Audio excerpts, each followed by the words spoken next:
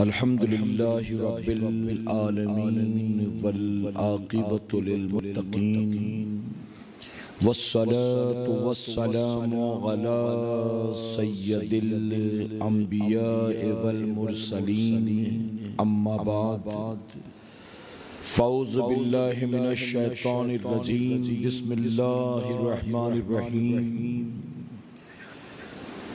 या अय्युहल्लज़ीना आमनू कुतिबा अलैकुमुस्सियाम कमा कुतिबा अलल्लज़ीना मिन क़ब्लिकुम लअल्लकुम तत्तक़ून सदक़ल्लाहु मौलाना अल-अलीयुल अज़ीम।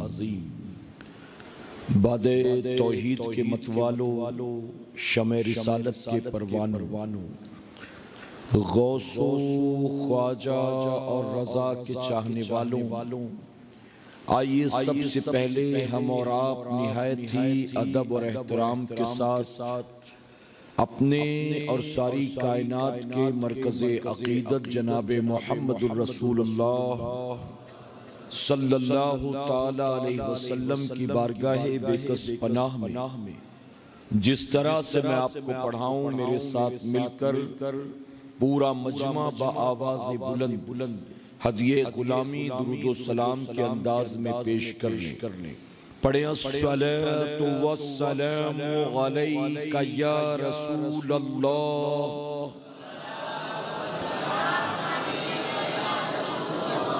अस्सलातु वस्सलामु अलैका या हबीबल्लाह,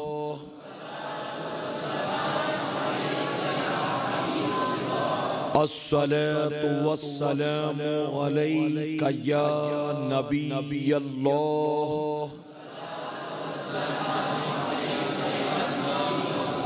व अला आलिका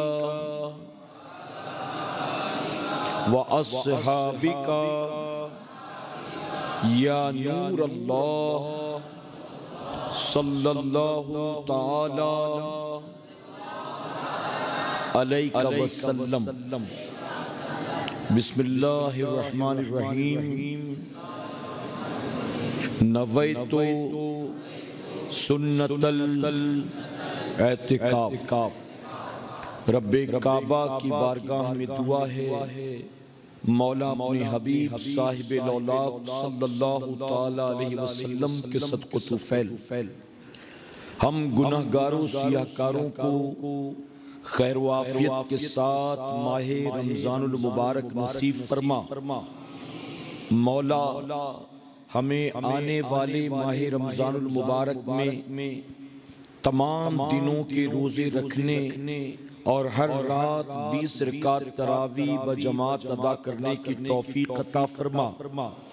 और मौत आने से पहले मेरे करीम हम गरीबों, नातवा, कमजोरों को एक मर्तबा मक्के की सेहरी और मदीने का इफ्तार नसीब फरमा।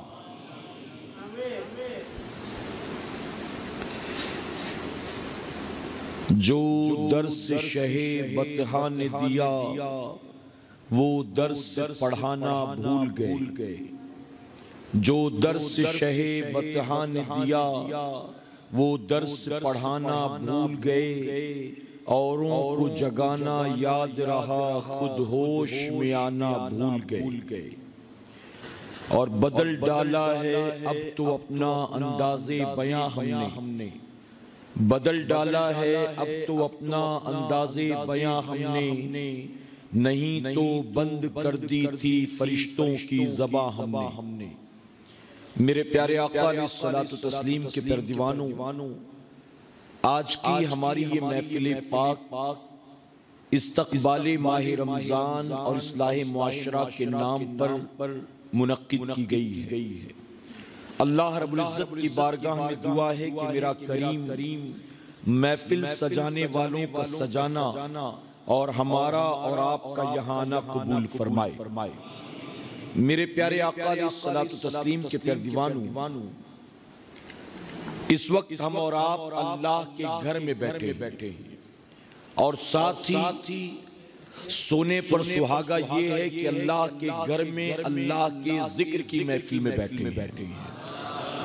तो गोया ये नूर अला नूर है। मैं जिम्मेदारी के साथ ये बात कहना चाहूंगा कि ऐसी पाकीज़ा महफिलों में 2, 4, 5 घंटे नहीं, अगर एक लम्हा बैठना भी मेरा करीम कबूल कर ले तो कयामत में वही एक लम्हा जन्नत की जमानत बन जाएगा। फरमाया गया कि सिर्फ इस महफिल में बैठने पर सवाब नहीं मिलता, सुभान अल्लाह माशाअल्लाह कहने पर ही सवाब नहीं मिलता, बल्कि यहाँ उठने वाले हर कदम पर मेरा मौला सवाब अता फरमाता है। यहाँ गुजरे जिंदगी के एक लम्हात पर मेरा मौला सवाब अता फरमाता है। यहाँ धड़कने वाले दिल की हर धड़कन पर मेरा मौला सवाब अता फरमाता है। और यहाँ ली जाने वाली हर सांस पर मेरा मौला सवाब अता फरमाता है। किसी ने इसीलिए बहुत प्यारे अंदाज में कहा, जहां जिक्रे रिसालत मआब होता है, जहां जिक्रे रिसालत मआब होता है, वहां पे सांस भी लेना सवाब होता है। तो हम उस महफिल में बैठे हैं कि जिस महफिल में सांस लेने पर भी मेरा मौला सवाब अता फरमाता है। हुजूर अकरम सल्लल्लाहु अलैहि वसल्लम ने सहाबा इकराम से फरमाया कि मेरे सहाबियों, जब कभी तुम्हारा गुजर जन्नत के बागों से हो तो तुम जन्नत के कुछ मेवे भी चर लिया करो, जन्नत के कुछ मेवे भी खा लिया करो। सहाबा इकराम ने जब ये सुना तो उन्हें बड़ा ताज्जुब हुआ। उन्होंने सोचा कि जमीन पर भला जन्नत के बाग कहाँ मिलेंगे। हमने मक्के में खजूरों के बाग देखे, हमने मदीने में खजूरों के बाग देखे, हमने जन्नत का बाग तो कहीं देखा नहीं। अर्ज करते आका जमीन पर जन्नत के बाग कहाँ मिलेंगे भला? तो जानते हो मेरे नबी ने क्या फरमाया? मेरे आका सल्लल्लाहु अलैहि वसल्लम फरमाते हैं, जमीन पर जो जिक्र इलाही की महफिलें होती हैं वो जन्नत का बाग हुआ करती हैं। पता चला कि हम और आप इस वक्त जिक्र की महफिल में नहीं बैठे, गोया जन्नत के बाग में बैठे हुए। और जानते हो सहाबा ने अर्ज किया, आका जब जन्नत के बाग में बैठे तो वहां खाने को मेवा कौन सा मिलेगा, क्या खाएं? तो हुजूर ने फरमाया, जिक्र इलाही की महफिल में बैठकर सुभान अल्लाह कहना, माशाअल्लाह कहना, ये गोया जन्नत के बाग में बैठकर जन्नत का मेवा खाने की तरह से। आप में से बहुत से खाना खाकर आए होंगे और बहुत से घर जाकर खाएंगे। बहरहाल ये वो खाना है जो रोजाना आप खाते हैं। अब देखते हैं कि जन्नत के बाग में बैठकर कौन कौन जन्नत का मेवा खाकर जाने वाला है। दुनिया का खाना खाओगे जिस्म को ताकत मिलेगी, जन्नत का मेवा खाओगे अल्लाह रूह को ताकत अता फरमाएगा। ये जन्नत का मेवा गोया रूह की गिज़ा, ये अल्लाह का जिक्र गोया रूह की गिज़ा। तो हमें और आपको चाहिए कि जब भी मौका मिले ऐसी महफिलों में आया करें, सुना करें, बैठा करें, सीखा करें और जिंदगी को बदलने की कोशिश करें क्या इंशाअल्लाह। अब एक मोहब्बत की बात भी अर्ज करता चलूं। आपने ये सुना होगा कि एक बार जन्नती जन्नत में चला गया तो फिर उसको जन्नत से कभी निकाला नहीं जाएगा। ये तो मुमकिन है कि किसी जहन्नमी को हुजूर की शफाअत के सदके या राई के दाने के बराबर ईमान हो तो उसके सदके जहन्नम से निकाल कर जन्नत में दाखिल कर दिया जाए। लेकिन जन्नती जो जन्नत में एक बार चला गया फिर उसको जन्नत से कभी निकाला नहीं जाएगा। तो ऐ सरकारे मदीना के पैरदीवानों, जब जन्नती को जन्नत में जाने के बाद जन्नत से निकाला नहीं जाएगा तो मेरा ईमान ये कहता है, जब अल्लाह ने हमें और आपको जमीन पर जीते जी जन्नत के बाग में बैठने का मौका दे दिया तो मरने के बाद भी हमें जन्नत से निकाला नहीं जाएगा, बल्कि मरने के बाद भी अल्लाह जन्नत ही में दाखिल फरमाएगा। जब जीते जी बिठाला है तो मरने के बाद निकालेगा हरगिज नहीं। तो मेरे प्यारे आका के पैरदीवानों, ये मौके जिंदगी में बार बार आया नहीं करते। जब भी ऐसी महफिलों में आने का मौका मिले भागा न करें बल्कि आने की कोशिश किया करें कि इंशाअल्लाह अल्लाह सबको अमल की तौफीक अता फरमाए। मेरे प्यारे आका के प्यारे दीवानों, हम और आप अगर गौर करें तो हमें पता चलेगा कि अल्लाह ने हमें और आपको अनगिनत नेमतें अता फरमाया है। काउंटलेस। ये एक जिंदगी नहीं, ऐसी कई जिंदगियां मिले खत्म हो जाए, अल्लाह की नेमतों का हम शुमार नहीं कर सकते। बताइए कोई कर सकता है? मेरे प्यारे आका के प्यारे दीवानों, आप पर आपके अपनों ने कितना एहसान किया, उनके एहसान को आप उंगलियों पर गिन सकते। लेकिन अल्लाह ने हम पर और आप पर जो एहसानात किए हैं, क्या बताइए अल्लाह के एहसानात को हम और आप गिन सकते हैं? मेरे प्यारे आका के प्यारे दीवानों, अल्लाह रब्बुल इज्जत ने हमें और आपको जो नेमतें अता की, अल्लाह ने हम पर और आप पर जो एहसान फरमाया, उनमें 4 सबसे बड़े एहसान, और आज मैं आपको वो समझाने की कोशिश करूंगा इंशाअल्लाह। मेरी गुजारिश है जो दरवाजों पर बैठे वो थोड़ा अंदर की तरफ आ जाएं, दाएं बाएं काफी जगह खाली है। दरवाजा चूंकि बंद है आपकी वजह से तो लोग बाहर बैठ जा रहे हैं, और अंदर आप देख रहे हैं कि अंदर बैठेंगे तो एयर कंडीशन भी है, अंदर बैठेंगे तो उलमा और सादात के चेहरों की जियारत भी है। तो अगर वो अंदर बैठेंगे तो जाहिर है कि ज्यादा नेकियां कमा लेंगे ना, सुनेंगे भी, सीखेंगे भी, उलमा के चेहरों की जियारत भी करेंगे। तो इसलिए आप अंदर आने दें उनको, बिल्कुल गेट पर ना बैठे बल्कि अंदर वाली जगह को पूरा करें, ताकि बाद में आने वालों को बआसानी अंदर आने का मौका मिल सके। एक बार दुरूद शरीफ पढ़ लें आप। अल्लाह रब्बु मुहम्मद सल्लल्लाहु अलैहि वसल्लम नहनु इबादु मुहम्मद सल्लल्लाहु अलैहि वसल्लम। तो मेरे प्यारे आका अलैहिस्सलातु तस्लीम के प्यारे दीवानों, अल्लाह ने हम पर और आप पर जितने एहसानात फरमाए, मैं 4 बड़े एहसानात आपको गिनाने चला, और मैं चाहता हूं कि आप भी तवज्जो से सुने और जिंदगी भर के लिए इसको दिल के निया खाने में जगह दें। अल्लाह तबारक तआला के तमाम एहसानात में सबसे बड़ा एहसान ये है कि उसने हमें और आपको इंसान बनाकर पैदा फरमाया है।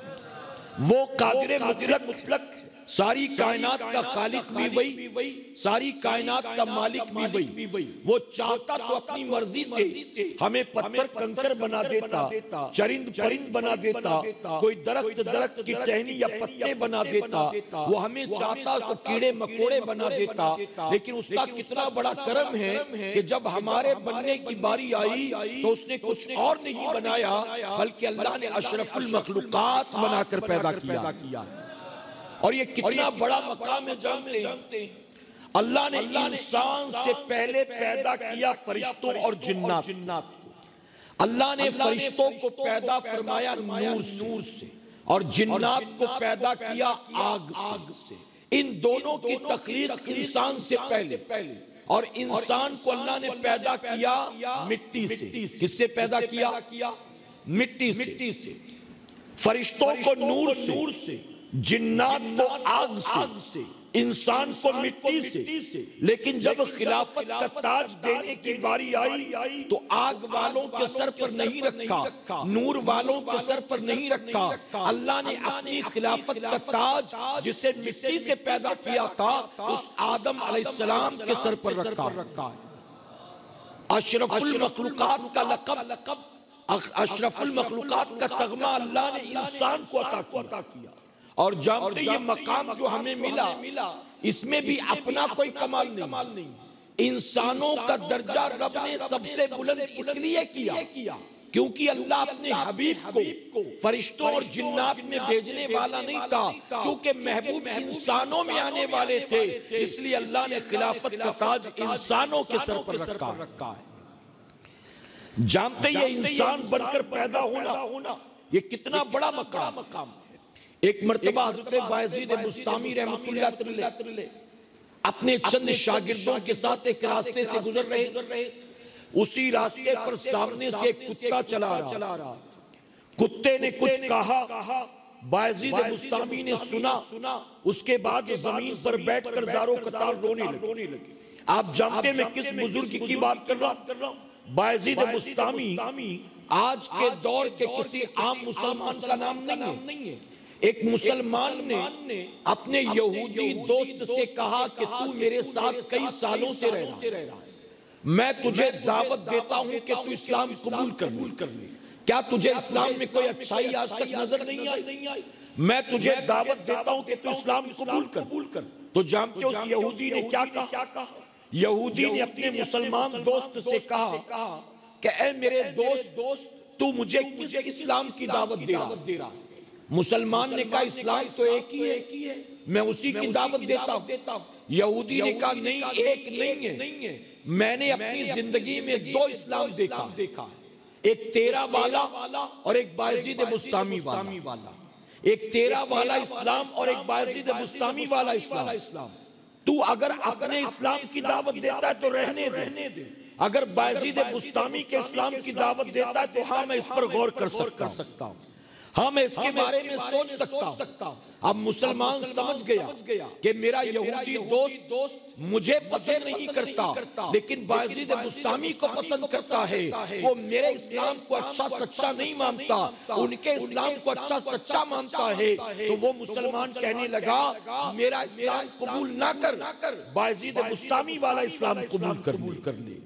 ये है बायजीद बुस्तामी कि जिनके खिलाफ को किरदार और मामलात को देखकर यहूदी भी मुतासिर हो जाया करते थे। कुत्ता भौंका, उसको सुनकर आप नीचे बैठे रोने लगे। मुरीदीन परेशान के रो रहे हैं, बाबा बात क्या? कुछ देर के बाद कुछ तसल्ली हुई तो मुरीदों ने हिम्मत करके पूछा कि कुत्ता भौंका था, हम मारते, डांटते, भगा देते, आखिर रोने क्यों लगे आप? हजरत बायजीद बुस्तामी क्या फरमाते सुनो, कुत्ता भौंका नहीं था, इस कुत्ते ने मुझसे सवाल किया कि बायजीद इससे पहले कि तू आगे बढ़े मेरे एक सवाल का जवाब देता जा। मैंने कहा बता क्या सवाल? तो कुत्ता मुझसे कहने लगा कि बायजीद ये बता तेरी कौन सी नेकी थी कि अल्लाह ने तुझे इंसान बनाकर पैदा किया, और मेरा कौन सा गुनाह था कि जिसकी वजह से मुझे कुत्ता बनाया गया? बायजीद बुस्तामी फरमाते हैं उसके सवाल को सुनना था कि मैं रोने लगा, ये सोचकर अगर अल्लाह ने मुझे इंसान बनाकर पैदा किया तो मेरा कोई कमाल नहीं है, अल्लाह का करम है। अल्लाह चाहता तो मुझे कुत्ता बना देता, इस कुत्ते को बायजीद बना देता, लेकिन मेरे करीम का कितना एहसान है कि उसने मुझे बायजीद बुस्तामी बनाकर पैदा फरमाया। मेरे प्यारे आका के पैरदीवानों, तो अल्लाह के एहसानात में सबसे पहला और बड़ा एहसान ये कि उसने हमें और आपको अशरफुल मखलूकात बनाकर पैदा किया। अब दूसरा एहसान क्या है जानते हो? अल्लाह तबारक तआला ने इंसान बनाकर उन्हें भी पैदा किया जो चांद सूरज की पूजा करते हैं, जो पत्थर कंकर की पूजा करते हैं, जो चरिंद परिंद की पूजा करते हैं, अपने हाथों से बुत बनाते हैं और उसको माबूद समझते हैं। ऐसे लोगों को भी अल्लाह ने इंसान बनाकर पैदा किया। अल्लाह के एहसानात में दूसरा सबसे बड़ा एहसान ये है, अल्लाह ने सिर्फ इंसान बनाकर पैदा नहीं किया, अल्लाह ने हमें और आपको साहिबे ईमान बनाकर पैदा किया कि इंसान होने के साथ उसने ईमान वाला बनाया। ये दूसरा एहसान। अब तीसरा एहसान क्या है जानते हो? तीसरा एहसान ये है कि ईमान वाले तो वो भी थे जिन्होंने आदम अलैहिस्सलाम का कलमा पढ़ लिया था। ईमान वाले तो वो भी थे जिन्होंने इब्राहिम अलैहिस्सलाम की हक्कानियत को कबूल किया। ईमान वाले तो वो भी थे जो मूसा अलैहिस्सलाम के साथ ओलिए थे। ईमान वाले तो वो भी थे जो कश्ती नूह में सवार हो गए थे। ईमान वाले तो वो भी थे जो इन अंबिया के पीछे पीछे चले, इनका कलमा पढ़ा, इनकी इताअत की। अल्लाह का हम पर तीसरा सबसे बड़ा एहसान ये है, अल्लाह चाहता 1,24,000 40,000 कमोबेश अंबिया में से किसी भी नबी का उम्मती बनाकर पैदा कर देता, लेकिन जब हमारी पैदाइश की बारी आई अल्लाह ने किसी और नबी का उम्मती नहीं बनाया, अपने हबीब का उम्मती बना दिया। और ये अल्लाह के एहसानात में सबसे बड़ा एहसान कि उसने हमें महबूब को उम्मती बनाया। आप जानते हैं सूफिया लिखते हैं कि 20 या 22 नबी तकरीबन ऐसे गुजरे जिन्होंने अल्लाह की बारगाह में दुआ की कि अल्लाह हमें अपने हबीब का उम्मती बना। जिसका उम्मती बनने के लिए अंबिया दुआ करे, रब ने बिन दुआओं के उस महबूब का उम्मती बना दिया। बताइए कितना बड़ा एहसान अल्लाह का। जानते हो आला हज़रत अज़ीमुल बरकत के वालिद मौलाना नकी अली खान रहमतुल्लाह अलैह सूरह अलम नशरा की तफसीर में लिखते एक रात मूसा अलैहिस्सलाम अपने कमरे में बैठे तौरात शरीफ पढ़ रहे थे। तौरात पढ़ते पढ़ते एक उम्मत का जिक्र आया। जब उस उम्मत का जिक्र पढ़ा तो तौरात को बंद किया। अल्लाह की बारगाह में अर्ज किया, मौला मैंने इस किताब में एक उम्मत का जिक्र पढ़ा है। वो उम्मत जो आएगी सबसे आखिर में, लेकिन जन्नत में उन्हें सबसे पहले दाखिल किया जाएगा। जो समझ गए उन्होंने सुभान अल्लाह का, बाकी खामोश आएंगे सबसे आखिर में, लेकिन जन्नत में सबसे पहले दाखिल किया जाएगा। अल्लाह वो उम्मत ऐसी होगी कि जिसके सामने पिछली तमाम उम्मतों के ऐब को जाहिर कर देगा। नूह की उम्मत ने क्या किया, शोएब की उम्मत ने क्या किया, सालेह की उम्मत ने क्या किया, लूत की उम्मत ने क्या किया, मूसा की उम्मत ने क्या किया, ईसा की उम्मत ने क्या किया। अल्लाह उस उम्मत पर पिछली तमाम उम्मतों के ऐबों को तो जाहिर कर देगा, लेकिन जब वो उम्मत ऐब करेगी, गुनाह करेगी, तो तू किसी को गवाह नहीं बनाएगा, तो उनके ऐबों पर पर्दा डाल देगा। अल्लाह वो उम्मत दिन और रात में 5 वक्त तेरा सजदा करेगी, लेकिन जब 5 वक्त वो सजदा करेंगे, ये सजदे तेरे पास पहुंचेंगे तो उसमें 0 का इजाफा करके उन्हें सवाब 50 का देगा। अल्लाह जब वो नेकी का इरादा करेंगे तो नियत करते ही तो उनको नेकी का सवाब दे देगा। और जब वो नेकी करेंगे तो वो तेरे जिम्मे करम पर होगा। चाहे तो 10 गुना सवाब दे, चाहे तो 70 गुना सवाब दे, चाहे तो 700 गुना सवाब दे। लेकिन जब वही लोग बुराई का इरादा करेंगे तो जब तक बुराई न कर ले उनके नामे अमाल में गुनाह नहीं लिखा जाएगा। मूसा अलैहिस्सलाम ने ये फजीलत बयान की और बयान करने के बाद अर्ज करते, मौला मैं तेरा कलीम तेरी बारगाह में दुआ करता हूँ, वो उम्मत जिसका मकाम इतना बुलंद है वो उम्मत मुझको अता कर दे, उस उम्मत का नबी मुझको बना दे। तो जानते हो रब ने क्या फरमाया? रब ने फरमाया, मूसा वो उम्मत में किसी और को नहीं दूंगा, वो उम्मत में अपने महबूब को अता करूंगा।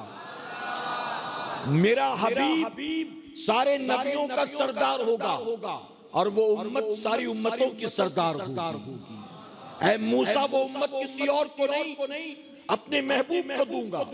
तो आप जानते हो मूसा अलैहिस्सलाम ने क्या दुआ की? दुआ करते, मौला अगर तू मुझे उस उम्मत का नबी नहीं बनाता ना बना, तेरा करम होगा मुझे भी अपने महबूब का उम्मती बना दे।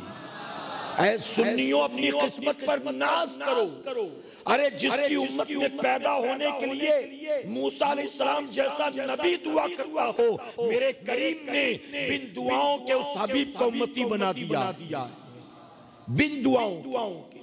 और अल्लाह के एहसानात में चौथा सबसे बड़ा एहसान क्या है जानते हो?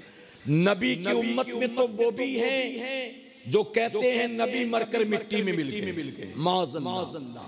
मेरे नबी की उम्मत में तो वो भी हैं जो कहते हैं नबी कयामत में अपनी बेटी फातिमा के काम नहीं आएंगे, माज़अल्लाह। नबी की उम्मत में तो वो भी हैं जो कहते हैं नमाज में गधे बैल का ख्याल आए तो चलेगा, नबी का ख्याल नहीं आना चाहिए, माज़अल्लाह सुम्मा माज़अल्लाह। नबी की उम्मत में तो वो भी हैं जो कहते हैं कि नबी को पीठ पीछे की खबर नहीं है। अल्लाह का कितना बड़ा करम और एहसान है, अल्लाह ने चकरालियों आलिमियों के घर पैदा नहीं किया, भोचालियों के घर पैदा नहीं किया, मिर्जाइयों के घर पैदा नहीं किया, बोरियों खोजाओं के घर पैदा नहीं किया। अल्लाह ने शियाओं कादियानियों के घर पैदा नहीं किया।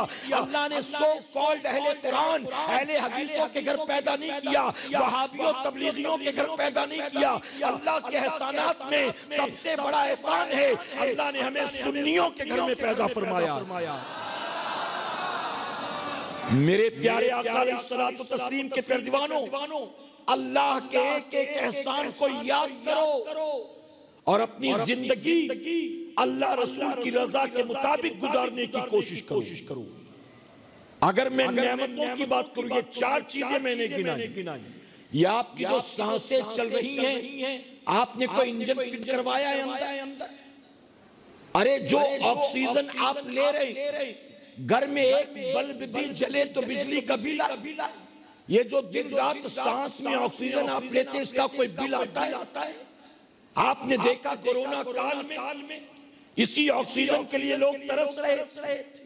लोग हजारों लाखों खर्च करने के बाद भी अपने माँ बाप को बचा न सके, अपने बीमार भाई को, दोस्त को बचा न सके। ऑक्सीजन की कमी, सांस लेने में तकलीफ। आप जरा सोचें कि यह हवा में ऑक्सीजन किसने पैदा किया? यह आसमान का शामियाना किसने लगाया? ये जमीन का बिछौना किसने बिछाया?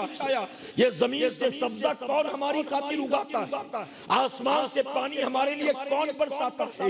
मैं कहता हूँ जो दिल बिना हमारी मेहनत के दिन रात धड़कता रहता है, हम सो जाते हैं, उसकी धड़कनें जारी और सारी रहती हैं। क्या ये अल्लाह का एहसान नहीं है? अल्लाह की नेमतें नहीं है? आंखों में देखने की ताकत है, कानों में सुनने की ताकत है, हाथों में पकड़ने की ताकत है, पैरों में चलने की ताकत है। अरे मैं कितनी नेमतें आपको गिनाऊं। जब तक इंसान के सर में बाल मौजूद होता है, उसे एहसास नहीं होता ये बाल कितनी बड़ी नेमत है। जब बाल झड़ने लगते हैं, तब जतन करना शुरू करता है, कौन सा ट्रीटमेंट करवा लूं, कौन सा तेल लगवा लूं, कौन सी दवा खा लूं। मैं कहता हूं सुन्नियों, सिर्फ सर के बाल ही नेमत नहीं है, हमारी पलकों का एक एक बाल भी अल्लाह की नेमत। किसी ऐसे इंसान को देखा कभी आपने जिसकी पलकों का बाल झड़ जाता है? जरा देखे चेहरा कैसा भद्दा मालूम देता है। पता चला कि ये पलकों और भवों के बाल भी अल्लाह की नेमत। मेरे प्यारे आका के प्यारे दीवानों, बल्कि मैं कहता हूं आपको इस्तिंजा की हाजत। आप कहीं सफर में, आप किसी सवारी पर सवार या कहीं ऐसी जगह पर हैं जहां कोई इस्तिंजा खाना नहीं, आप उस वक्त इस पेशाब की हाजत को कंट्रोल करते कि नहीं करते? आपको हाजत तो है, लेकिन करीब में करने का कोई इंतजाम नहीं। 10 मिनट, 20 मिनट, आधा घंटा, 1 घंटा, मजबूरी के वक्त आप कितनी देर तक इस पर कंट्रोल कर ले जाते हैं?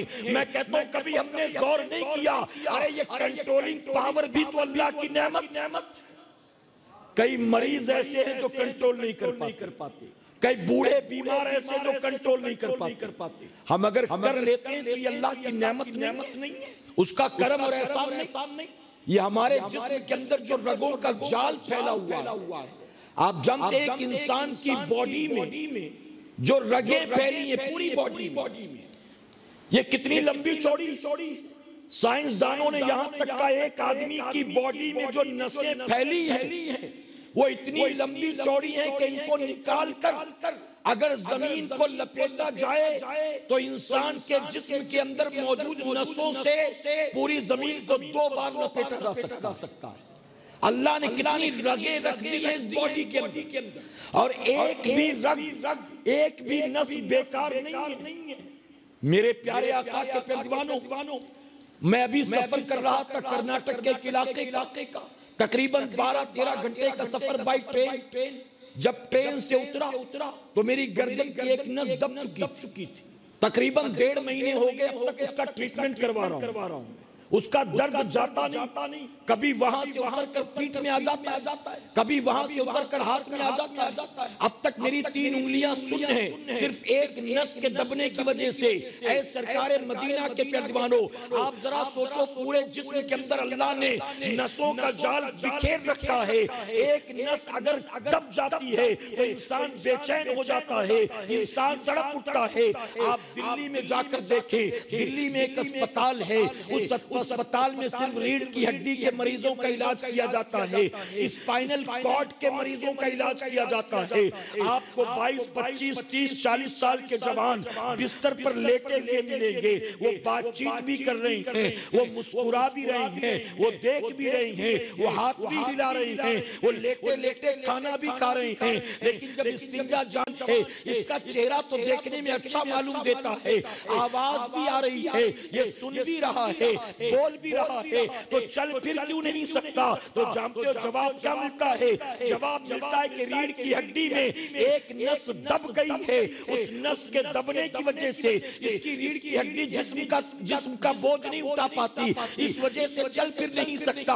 अरे पूरे बदन में एक नस अगर सूख जाए तो बेकार है, एक नस अगर जो है डैमेज हो जाए तो बेकार है। मेरे प्यारे आका के प्यारदीवानों, हमारे एक साथी अचानक एक दिन एक आंख से उनको दिखना बंद हो गया। जब डॉक्टर के पास भाग दौड़ की तो क्या पता चला, आपकी आंखों की नस जिससे ब्लड सप्लाई होती है वो नस सूख गई है, ब्लड सप्लाई बंद हो गया, इस वजह से आपको दिखता नहीं है।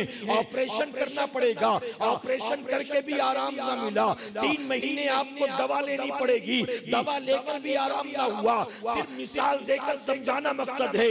अल्लाह तबारक तआला अगर हम देखना शुरू कर दे तो पता चलेगा मेरे करीम ने हमें इतनी नेमतें अता किया है कि उन नेमतों का शुक्र अदा करना तो दरकिनार, ये जिंदगी खत्म हो जाए हम अल्लाह की नेमतों का शुमार नहीं कर सकते। अब मैं आपसे एक सवाल पूछता हूं, यहां जो बड़े बुजुर्ग बैठे सबसे ज्यादा उम्र दराज, अपने इलाके के इन बूढ़ों से पूछो, किसी ने जंगे आजादी देखी होगी, किसी ने इंडिया पाकिस्तान का वॉर देखा होगा, किसी ने इंडिया चाइना का वॉर देखा होगा, कई बार इस मुल्क में दंगे फसाद देखे होंगे, बॉम्ब ब्लास्ट देखा होगा, कई बार उन्होंने कर्फ्यू देखा होगा, आने जाने वाली अलग अलग सरकारें देखी होगी, गवर्नमेंट की अलग अलग पॉलिसीज देखी होगी। ये सब कुछ इन बूढ़ों ने देखा है।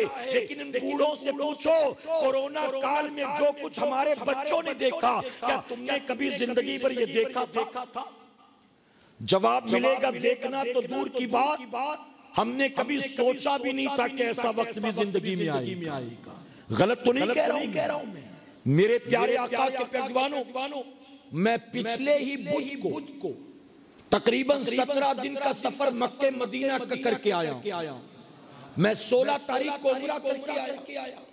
मक्का मुअज़्ज़मा वो ये शहर है जिस शहर के बारे में मशहूर है, द सिटी नेवर स्लीप्स। ये वो शहर है जो कभी सोता नहीं।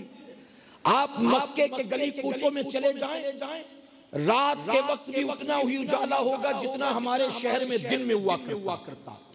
अभी आप तवाफ़े काबा कर रहे हैं, आपका तवाफ मुकम्मल नहीं हुआ कि 25 लोगों का काफिला आता है और वो तवाफ शुरू कर देता है। अभी उनका तवाफ मुकम्मल नहीं हुआ कि 40 लोग किसी और मुल्क से आए, उन्होंने तवाफ शुरू कर दिया।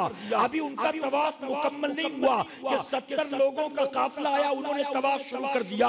अरे वो खाने काबा जिसका तवाफ 24 घंटे होता रहता है, नमाज के वक्त बंद करते हैं बाकी 24 घंटे, वो मेरे आका की मस्जिद नबवी शरीफ जिसके दरवाजे गरीबों के लिए 24 घंटे खुले रहते हैं। आपने कभी तसव्वुर किया था एक अनजाने हम देखे दुश्मन की वजह से, एक कोरोना वायरस की वजह से मस्जिद हराम पर ताला लगा दिया जाएगा, मस्जिद नबी पर ताला लगा दिया जाएगा, हुजूर की जालियों की जियारत की इजाजत नहीं होगी, खाने काबा के तवाफ की इजाजत नहीं होगी, सफा मरवा के सही की इजाजत नहीं होगी। आपने कभी पहले सोचा था? हरम शरीफ, मस्जिद नबी शरीफ बहुत बड़ी बात है। हमारे शहरों गांव देहातों की मस्जिदों पर ताले होंगे, कभी आपने सोचा था? हम जुमा पढ़ने जाएंगे तो इजाजत नहीं, हम तरावी पढ़ने जाएंगे तो इजाजत नहीं, हम 5 वक्त मस्जिद में जाना चाहेंगे तो इजाजत नहीं। सिर्फ फैक्ट्रियों, कारखानों, मॉल, थिएटर, बाजार में नहीं, मस्जिदों पर भी पहरे बिठा दिए जाएंगे, कभी सोचा था? लेकिन ये सब कुछ हमने अपनी आंखों से देखा। और याद रखें, अब भी कोरोना का खतरा खत्म नहीं हुआ। जिस मुल्क से होता हुआ ये वायरस पूरी दुनिया में पहुंचा था, ताजा खबर यह है कि उस मुल्क में फिर से लॉकडाउन लग गया। चाइना के बड़े बड़े शहरों में फिर से लॉकडाउन का सिलसिला शुरू हो गया। कहीं 90,000 मरीज पाए गए, कहीं मौतों का सिलसिला भी शुरू हो गया। तो अब भी इस वायरस का खतरा पूरी दुनिया के सर पर मंडरा रहा। लेकिन मेरे प्यारे आका के प्यारे दीवानों, मैं आपसे एक सवाल पूछना चाहता हूं। कोरोना की चपेट में पूरी दुनिया में करोड़ों लोग आए और लाखों लोग कोरोना की वजह से मौत की चपेट में आ गए। मरने वाला आम इंसान ही नहीं था, वो डॉक्टर जिसके पास लोग जाते हैं इलाज के लिए, पूरी दुनिया में हजारों डॉक्टर भी कोरोना की वजह से मारी गई। पूरी दुनिया में आप जानते। बहरहाल ये बहस बात की कि वायरस है भी कि नहीं, कि ये एक प्रोपेगेंडा है, ये साजिश है, ये बात की बहस। मैं आपको मिसाल देता हूं समझाने के लिए। मेरे प्यारे आका के प्यारे दीवानों, बूढ़ा जो कोरोना के डर से कमरे में बंद था, बाहर निकलने को तैयार नहीं था कि मुझे कोरोना ना हो जाए, मुझे कोरोना ना हो जाए। किसी से मिलने जुलने भी आता जाता नहीं था। बंद कमरे में बैठे बैठे कोरोना हो गया और वहीं पर वो भी मौत के घाट उतर गया। एक आदमी को रात बुखार आया, सुबह घर वालों ने अस्पताल में भर्ती किया और 4 घंटे के बाद खबर आई कि तुम्हारे मरीज का इंतकाल हो गया। बताइए ये सब कुछ देखा कि नहीं देखा? अरे हालात यहां तक थे कि 4 बेटों के बाप का इंतकाल हुआ और बाप की मौत के बाद उसे प्लास्टिक के पैकेट में रैप करके अस्पताल वालों ने कब्रिस्तान पहुंचा दिया। 4 जवान बेटों को बाप के जनाजे को कांधा लगाने भी नहीं दिया। बेटे का इंतकाल हुआ, बाप रोता रहा, अपने जवान बेटे का चेहरा भी नहीं देख सका। न गुस्ल की इजाजत, न नमाज़े जनाजा की इजाजत, न कांधा देने की इजाजत। हमने ये सब कुछ अपनी आंखों से देखा। बाप रोता बिलखता रह गया, जवान बेटा दुनिया से चला गया। लखपति बेटा हाथ मलता रह गया, बूढ़ा बाप दुनिया से निकल गया। ये सब कुछ देखने के बाद भी मैं आपसे पूछता हूं, सुन्नियों, दिल पर हाथ रखकर जवाब दो। अगर इस कोरोना के 2-2.5 साल के वक्त में हमें न सर्दी हुई, न जुकाम हुआ, न बुखार आया, न कोरोना हुआ, न हम मारे गए, हम कल भी जिंदा थे, आज भी जिंदा हैं, तो ये जिंदगी हमको किसने दिया है? क्या WHO ने दिया है? क्या सैनिटाइजर ने दिया है? क्या मास्क की वजह से जिंदा है? क्या लॉकडाउन की वजह से जिंदा है? हमारी इंडिया की गवर्नमेंट की पॉलिसी की वजह से जिंदा है? हम सोशल डिस्टेंसिंग की वजह से जिंदा है? हम अगर जिंदा है तो क्यों जिंदा है? तो याद रखना, आपको मानना पड़ेगा, हम WHO की वजह से जिंदा नहीं है, हम गवर्नमेंट की पॉलिसी की वजह से जिंदा नहीं है, हम सैनिटाइजर और मास्क की वजह से जिंदा नहीं है। हमें जिंदगी देने वाला सिर्फ हमारा परवरदिगार।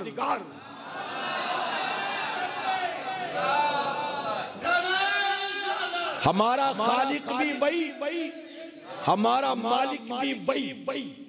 याद रखें, चलते फिरतों को बीमारी देने वाला वही और बीमारों को शिफा देने वाला भी वही।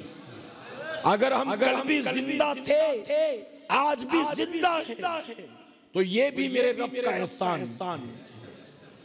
कब तक जिंदा रहेंगे ये कोई जानता है? कोई बता सकता है? मेरे प्यारे आका के दीवानों, मैं माजरत के साथ कहूंगा, ये सब कुछ देखने के बाद, इन हालात से गुजरने के बाद मुसलमान होश के नाखून लेने को तैयार नहीं। आप जानते हैं, सर्वे के मुताबिक सेकेंड लॉकडाउन जब लगा तो सेकेंड लॉकडाउन की वजह से हमारे मुल्क में तकरीबन 17 करोड़ लोग बेरोजगार हुए। फर्स्ट लॉकडाउन ने कितनों को बेघर किया, कितनों को बेरोजगार किया, कितनों को सुसाइड करने पर मजबूर किया। ये सब हमने सोशल मीडिया के जरिए देखा। सेकेंड लॉकडाउन के बाद 17 करोड़ लोग बेरोजगार हुए। अगर ऐसे में अल्लाह ने हमें खिलाया पिलाया, किसी का मोहताज नहीं बनाया, तो अल्लाह का कितना बड़ा एहसान है। पिछले साल रमजान शरीफ में लॉकडाउन था, उसके पिछले साल भी रमजान शरीफ में लॉकडाउन। बताइए है ना, आप तो गांव में रहते हैं, मुमकिन है आपने तरावी पढ़ी होगी जमात के साथ, ईद बकरा ईद भी पढ़ा होगा। हम तो बॉम्बे जैसे शहर में रहते, वहां पुलिस वाले दरवाजे पर बैठे, मस्जिद के अंदर सिवाय ट्रस्टी, सदर सेक्रेटरी और इमाम के अलावा यानी 4-5 लोगों के अलावा छठे कोई एंट्री नहीं। लोग तरावी घर में पढ़ रहे थे, लोग सहरी इफ्तार घर में कर रहे थे। ऐ सुन्नियों में आपसे पूछता हूं, मुझे बताओ 2 साल रमजान शरीफ लॉकडाउन में गुजरा, लोग बेरोजगार बंद घर में बैठे थे, लेकिन इसके बावजूद बताओ दिल पर हाथ रखकर, हम जब लॉकडाउन में अपने घर में बैठे थे, क्या उस वक्त भी अल्लाह ने हमारी सहरी और इफ्तार में कोई कमी किया? जो पहले हमेशा से खाते चले आए, लॉकडाउन में भी मेरे करीब ने सहरी और इफ्तार में वही खिलाया। फिर भी हम बगावत पर आमादा, फिर भी हम नाफरमानी पर आमादा। ये सब कुछ देख कर बताइए, क्या नमाजियों की तादाद बढ़ी? क्या दाढ़ी रखने वालों की तादाद बढ़ी? क्या कुरान और सुन्नत पर अमल करने वालों की तादाद बढ़ी? बल्कि ये सब कुछ देखने के बावजूद मैं कहता हूँ, क्या पबजी खेलने वालों में कोई कमी आई? क्या टिकटॉक देखने वालों में कोई कमी आई? क्या नौजवान जो आवारा गर्दी कर रहे हैं उसमें कोई कमी आई? बल्कि हमारी और आपकी बेबाकी का हाल ये है, अल्लाह तबारक तआला हमें बार बार मौके अता करता है, और हम और आप हैं कि दिन रात अल्लाह रसूल की नाफरमानी में लगे रहते। मुझे ताज्जुब होता है जब मैं किसी मुस्लिम पॉकेट एरिया में जाता हूं बयान करने, और मुझसे कहा जाता है कि यहाँ के नौजवान शराब पीते, यहाँ के नौजवान ड्रग्स लेते, यहाँ की नौजवान लड़कियां गैरों के साथ भाग रही, यहाँ का नौजवान माँ बाप का बागी। दिल तो चाहता है कि नमाज की फजीलत बताऊं, दिल तो चाहता है कि माँ बाप की फजीलत बताऊं, दिल तो चाहता है कि हुजूर की सुन्नत की दावत दूं, लेकिन कहा जाता है नहीं, आप शराब पर बोलिए, आप जिना पर बोलिए, आप सूद पर बोलिए, आप ड्रग्स पर बोलिए, आप हमारी कौम के नौजवानों को इन बुराइयों से रोकिए। मेरे प्यारे आका के परदीवानों, मुझे गैरत आती है कहते हुए, अरे जिन बुराइयों और गुनाहों के दरवाजे मेरे नबी ने 1450 साल पहले हमारे और आपके लिए बंद कर दिए, आज उन्हीं दरवाजों पर सबसे ज्यादा आपको मुसलमान खड़े हुए नजर आए। शराब से मुसलमान का क्या ताल्लुक? जिना से मुसलमान का क्या ताल्लुक? सूद से मुसलमान का क्या ताल्लुक? आप जानते हैं शरीयत ने किसी चीज को अगर हराम करार दे दिया तो उसमें सिवाय नुकसान के कभी नफा नहीं हो सकता। अगर शरीयत ने कहा यह काम हराम, तो आपको बज़ाहिर कितना फायदा नजर आता हो, लेकिन उसमें सिवाय नुकसान के कभी आपका फायदा नहीं हो सकता है। अगर शरीयत ने कहा झूठ बोलना हराम, शैतान कहेगा बोल दे इतना फायदा होगा, झूठ बोल इतना फायदा होगा। ये शैतान का जाल है, ये शैतान का बज़ाहिर वसवसा है। हकीकत तो ये है तुझे फायदे दिखाता है, लेकिन अगर तू झूठ बोलेगा तो इस झूठ में सिवाय तेरे नुकसान के तुझे कोई फायदा होना नहीं। अगर झूठ बोलकर लगता है 4 पैसे ज्यादा कमा लूंगा, हाँ मैं भी कहता हूं कमा लोगे, लेकिन ये जो 4 ज्यादा कमाओगे ना, ये ले जाकर डॉक्टर को दोगे, ये चार ज्यादा कमाओगे ना, ये स्कूल में डोनेशन भरोगे। ये जो चार ज्यादा कमाओगे ना, किसी सरकारी अधिकारी को ले जाकर रिश्वत दोगे। ये जो चार ज्यादा कमाओगे ना, ये कहीं ना कहीं कोर्ट कचहरी मुकदमे में खर्च करोगे। यानी चार अगर हराम के जरिए ज्यादा कमा लिया तो चार जाएगा भी उसी रास्ते पर जिस रास्ते से तूने कमाया। आप जानते हैं शोएब अलैहिस्सलाम की कौम तारीख में ये वो पहली कौम है जिस पर अल्लाह ने 3 अजाब नाजिल किया।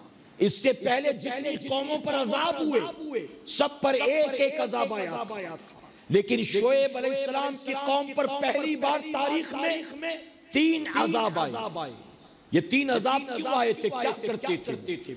शराब पीते थे, जिना करते थे, जुआ खेलते थे, सूद खाते थे। नहीं, इनमें से कोई काम नहीं किया था।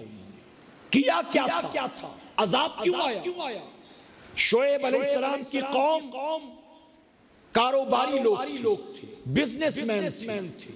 आपके गुजरात में ज्यादातर लोग कारोबारी हैं ना। शोएब अलैहिस्सलाम की उम्मत में ज्यादातर लोग कारोबारी थे। शोएब अलैहिस्सलाम कहते इबादत करो, वो इबादत करते। आप फरमाते तस्बीह पढ़ो, वो तस्बीह पढ़ते। आप फरमाते सजदा करो, वो सजदा करते। आप फरमाते जिक्र करो, वो जिक्र करते। लेकिन जब कारोबार करते थे तो क्या करते थे? वो दुकान पर बैठकर झूठ बोला करते थे। वो माल में मिलावट करते थे। वो वादा खिलाफी करते थे। वो कम नापा करते थे। वो कम तौला करते थे। यानी इबादत और रियाजत का इनकार नहीं था। वो धंधे में खोटी किया करते थे, वहां पर धोखे किया करते थे। शोएब अलैहिस्सलाम ने अपनी कौम से कहा है लोगों अल्लाह से डरो। अल्लाह ने झूठ बोलने से मना किया। अल्लाह ने कम नापने तोलने से मना किया। अल्लाह ने मिलावट करने से मना किया। अल्लाह ने कारोबार में धोखे करने से मना किया। तो कौम शोएब ने अपने नबी से क्या कहा? कौम शोएब ने अपने नबी से कहा आप नबी हैं, आपका काम हमें इबादत का तरीका बतलाना है। आप ये बताओ कि इबादत कैसे करें। आप ये बतलाओ कि सजदा कैसे करें। आप ये बतलाओ कि जिक्र कैसे करें। आप ये ना बताओ कि हम धंधा कैसे करें। ये आपका काम नहीं है। हम खानदानी कारोबारी लोग, हमारे बाप दादा सारे बिजनेसमैन थे। कारोबार हमारे रगों में खून के साथ दौड़ता। हमें धंधा पानी कैसे करना है आपसे नहीं सीखना। अपने नबी से वो कहते थे हम झूठ नहीं बोलेंगे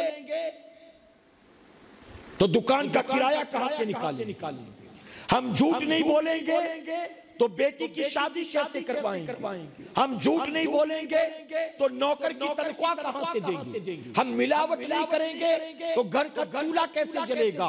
शोएब अलैहिस्सलाम मना करते, वो मानते नहीं थे। आज जैसे बहुत से हमारे मुसलमान भाई कहते हैं ना हजरत झूठ नहीं बोलूंगा मार्केट में टिकना मुश्किल हो जाएगा।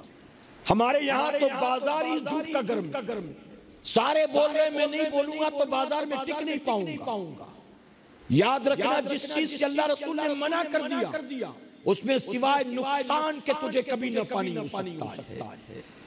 शोएब अलैहिस्सलाम ने बार बार रोका मत करो। और वो अपने नबी से कहते हमें इबादत सिखा, हमें ये ना सिखा कि धंधे कैसे करने हैं। धंधा करना हम अच्छी तरह जानते हैं। शोएब अलैहिस्सलाम मना करते, वो बाज नहीं आए। यहाँ तक कि अल्लाह ने उस कौम पर 3 अजाब नाजिल किया। आप जानते हो कुरान में एक कौम का जिक्र है जो समंदर के किनारे रहा करती थी। मछली वाले इनको कहा गया। ये समंदर के किनारे रहते थे। आप भी समंदरों के किनारे रहते हैं ना। बहुत से लोगों का कारोबार मछलियों का होगा। सुनो अल्लाह ने एक कौम का जिक्र किया जो मछली वाले थे। अल्लाह तबारक तआला ने उन्हें बड़े इत्मीनान की जिंदगी दी थी। वो सुबह निकल जाते, सूरज निकलने से पहले समंदर से मछली पकड़ कर लाते, बाजार में बेचते और दिन भर इत्मीनान के साथ बीवी बच्चों के साथ रहते गुजारते थे। बड़े आराम की जिंदगी थी। अल्लाह ने इम्तिहान में डाला इस कौम। अल्लाह ने उस दौर के नबी से कहा अपनी कौम से कह दे ये हफ्ते में 6 दिन मछली का शिकार करें और शनीचर को मछली का शिकार ना करें। एक दिन मेरे लिए रुक जाए और 6 दिन मछली का शिकार करें। जब नबी ने कौम से कहा तो कौम ने क्या कहा? कोई परवाह नहीं। एक दिन रोका गया है ना, 6 दिन का तो परमिशन है। 6 दिन शिकार करेंगे, एक दिन छुट्टी मनाएंगे, पूरा दिन बीवी बच्चों के साथ गुजारेंगे, मान गए। चंद दिन गुजरे, उस कौम के कुछ लोग समंदर के किनारे से गुजर रहे।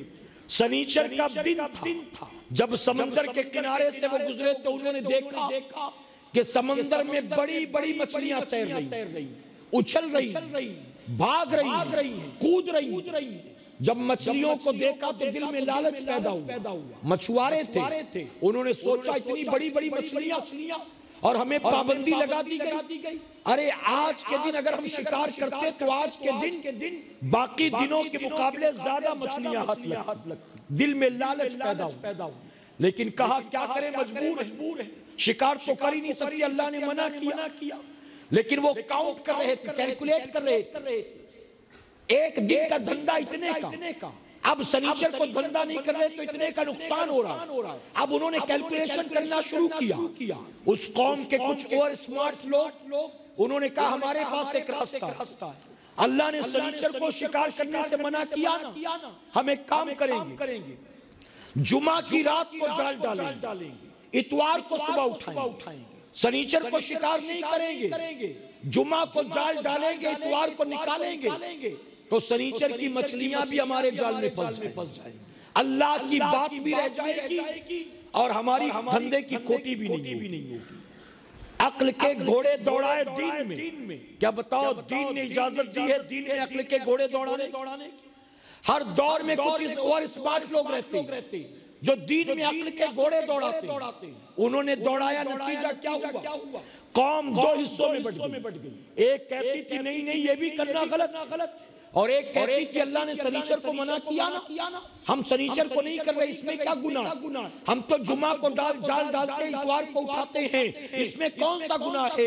हम तो करेंगे। वो 2 लोग आपस में, 2 गिरोह आपस में बढ़ गए। अब उन्होंने क्या किया? जब 2 अलग अलग ग्रुप बन गए तो उन्होंने दरमियान में एक दीवार खींच, एक दीवार बना दी। जो शिकार करेंगे वो उधर रहे, जो नहीं करेंगे वो इधर रहे। अब उन्होंने जुमा को जाल डाला, इतवार को उठाया, माल तो बहुत हाथ लगा, लेकिन नतीजा क्या हुआ? वो खाने पीने के बाद जब सोए और सुबह सोकर उठे, अल्लाह ने पूरी कौम की शक्लें बंदरों की शक्ल में तब्दील कर दी। पूरा जिस्म इंसान वाला, चेहरे बंदरों जैसे, एक दूसरे को देखते, सर नोचते, एक दूसरे पर रोते। जब इस तरफ वालों ने देखा, वहां से रोने बिलखने की आवाज आ रही है। दीवार पर चढ़कर देखा तो पता चला उन सब की शक्लें बंदरों की शक्लों में तब्दील कर दी गई। फरमाया 3 दिन तक ये हाल रहा और 3 दिन के बाद वो सारे के सारे मौत के घाट उतार दिए गए। ऐ सरकारे मदीना के दीवानों, शोएब अलैहिस्सलाम ने अपनी कौम से कहा झूठ मत बोलो, नहीं माने क्या अंजाम हुआ उनका। मछली वालों से अल्लाह ने कहा शनीचर को शिकार मत करो, नहीं माने क्या अंजाम हुआ उनका। अल्लाह ने हमें कितनी चीजों से रोका, अल्लाह ने हमें कितनी चीजों का हुक्म दिया। जरा गिरेबान में झांक कर देखो, हम अल्लाह रसूल की कितनी बातें मानते हैं और अल्लाह रसूल की कितनी बातें नहीं मानते। पता चलेगा अगर 24 घंटे में 1-2 नेक काम कर भी लेते हो तो उसके मुकाबले में गुनाह कितने करते। मैं अपनी कौम के जवानों से पूछता हूं, मैं शराब पीने वालों से पूछता हूं, क्या तुमने कभी सुना नहीं ये शराब हराम है? और जानते शरीयत ने जब किसी चीज को हराम करार दिया तो उससे रिलेटेड सारी चीजें हराम। सिर्फ शराब का पीना हराम नहीं, बेचना भी हराम है, बनाना भी हराम है, उसको बिकवाना भी हराम है, उसकी लिखत पढ़त करना भी हराम है, उसकी लोडिंग अनलोडिंग करना भी हराम, उसकी बोतलें बनाना भी हराम है। यहाँ तक फरमाया गया तू शराब नहीं पीता, अगर तू किसी काफिर को पिलाता है तो किसी काफिर को भी शराब पिलाना हराम।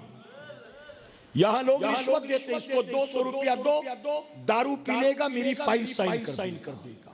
ये सोचते मैं थोड़ी ना पी रहा हूं, ये पिएगा।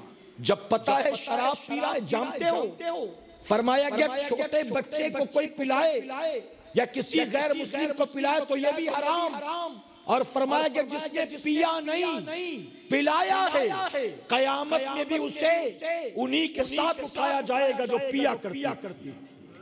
मेरे नबी ने फरमाया शराब उम्मुल खबाइस, तमाम बुराइयों की मां, तमाम बुराइयों की जड़।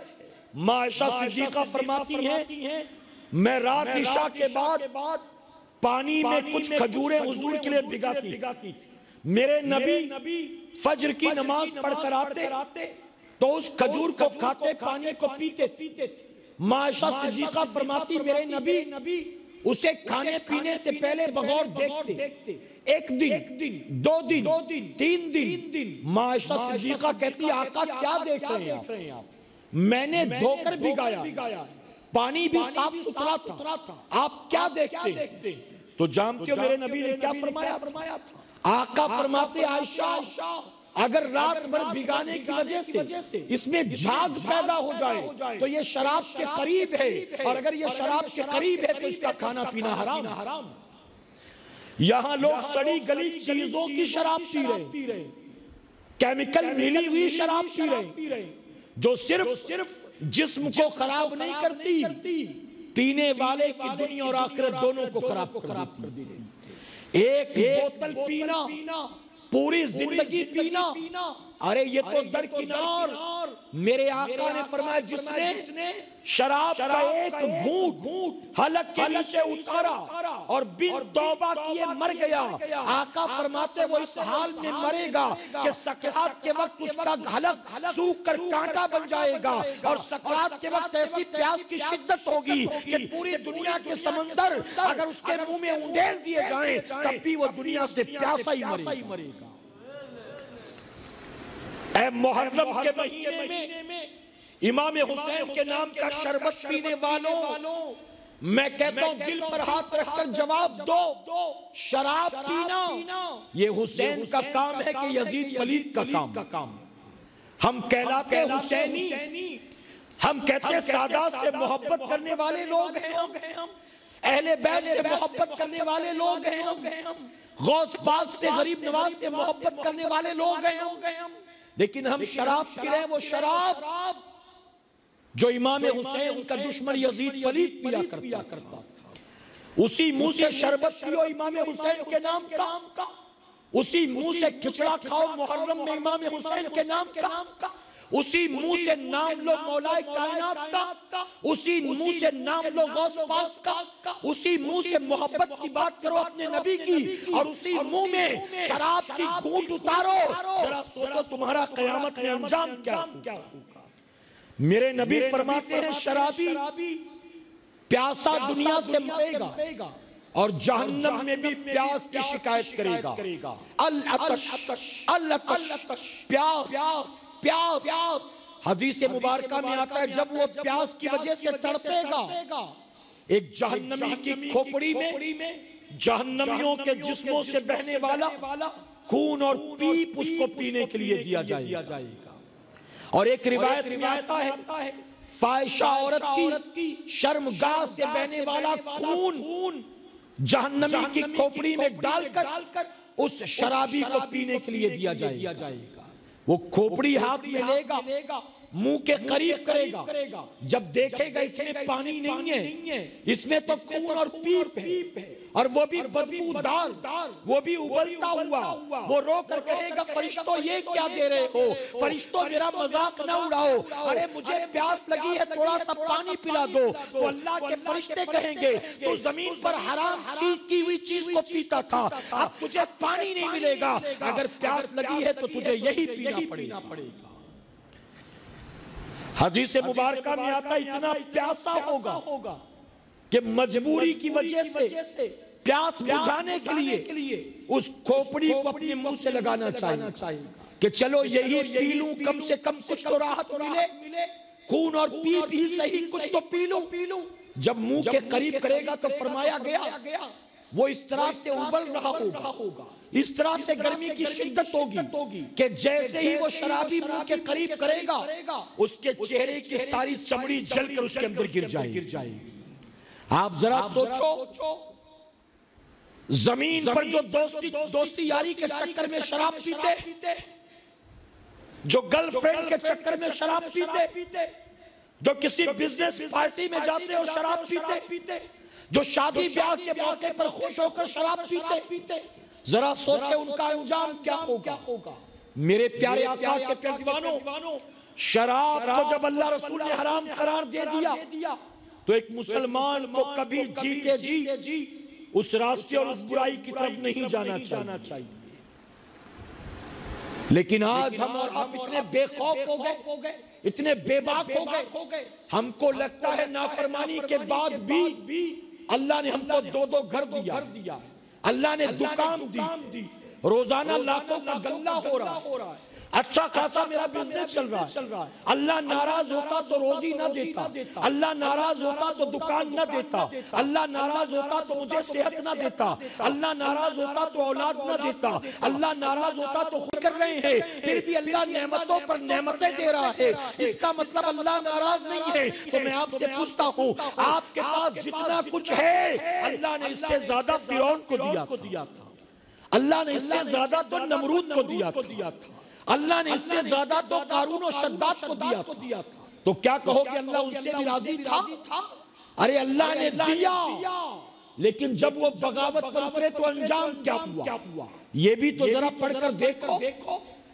अल्लाह ने हमें भी दिया, हम बगावत करेंगे तो हमारा अंजाम भी बड़ा सख्त होगा।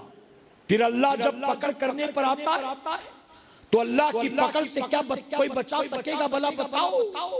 मेरे प्यारे आका के प्यारे दीवानों, शबे मेराज, शबे बरात, शबे कद्र, जुमा का मुबारक दिन, जुमा की मुबारक रात, रमजान शरीफ का महीना, रहमत वाला अशरा, मगफिरत वाला अशरा, जहन्नम से आजादी वाला अशरा, ये अल्लाह क्यों देता है?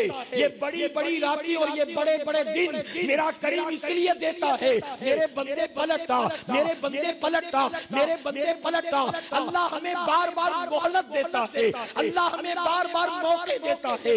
हमसे बहुत पहले जो कौमें गुजरी, आप जानते हो उनका अंजाम क्या था? अगर रात को कोई जिना करता, सुबह फरिश्ता उसके माथे पर लिख देता था ये शख्स जानी है।